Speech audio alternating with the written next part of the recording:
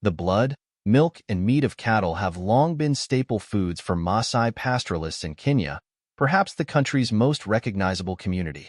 But climate change is forcing the Maasai to contemplate a very different dish: fish. A recent years-long drought in Kenya killed millions of livestock.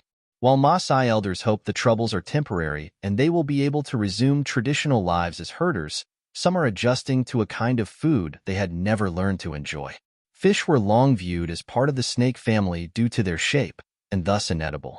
Their smell had been unpleasant and odd to the Maasai, who call semi-arid areas home. "We never used to live near lakes and oceans, so fish was very foreign for us," said Maasai Council of Elders Chair Kalina Olnkoi. "We grew up seeing our elders eat cows and goats." Among the Maasai and other pastoralists in Kenya and wider East Africa, like the Samburu, Somali, and Borana, cattle are also a status symbol, a source of wealth and part of key cultural events like marriages as part of dowries. But the prolonged drought in much of East Africa left carcasses of emaciated cattle strewn across vast dry lands. In early 2023, the Kenya National Drought Management Authority said 2.6 million livestock had died, with an estimated value of 226 billion Kenya shillings, $1.75 billion. Meanwhile, increasing urbanization and a growing population have reduced available grazing land, forcing pastoralists to adopt new ways to survive. In Kajiado County near Kenya's capital, Nairobi, the local government is supporting fish farming projects for pastoralists and encouraging them to eat fish too. Like many other Maasai women, Charity Altinki previously engaged in beadwork, and her husband was in charge of the family's herd. But the drought killed almost 100 of their cows, and only 50 sheep of their 300-strong flock survived. "The lands were left bare, with nothing for the cows to graze on," Altinki said. "So I decided to set aside a piece of land to rear fish and monitor how they would perform." The county government supplied her with pond liners, tilapia fish fingerlings, and some feed. Using her savings from membership in a cooperative society, Altinki secured a loan and had a well dug to ease the challenge of water scarcity.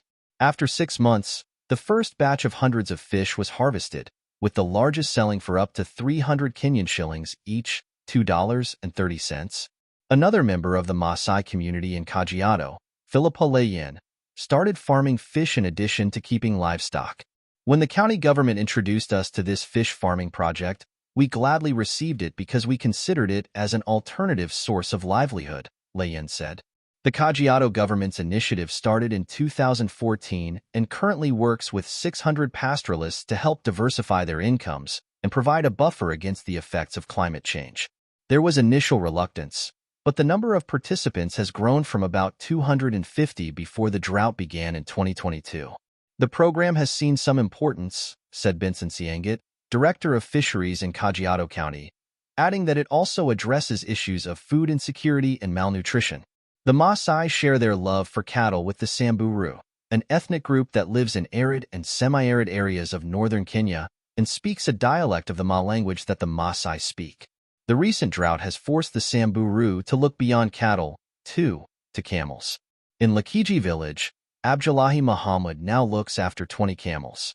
The 65-year-old father of 15 lost his 30 cattle during the drought and decided to try an animal more suited to long dry spells. Camels are easier to rear as they primarily feed on shrubs and can survive in harsher conditions, he said. "When the pasture dries out, all the cattle die." According to Muhammad, a small camel can be bought for 80,000 to 100,000 Kenyan shillings, $600 to $770, while the price of a cow ranges from 20,000 to 40,000, $154 to $300. He saw the camel's resilience as worth the investment. In a vast grazing area near Muhammad, 26-year-old Musalia Pitti looked after his father's 60 camels. The family lost 50 cattle during the drought and decided to invest in camels that they can sell whenever they need cattle for traditional ceremonies. Cows among the Samburu are used for dowries. "You have to do whatever it takes to find cattle for wedding ceremonies, even though our herds may be smaller nowadays," said Lessian Olsempir, a 59-year-old Samburu elder.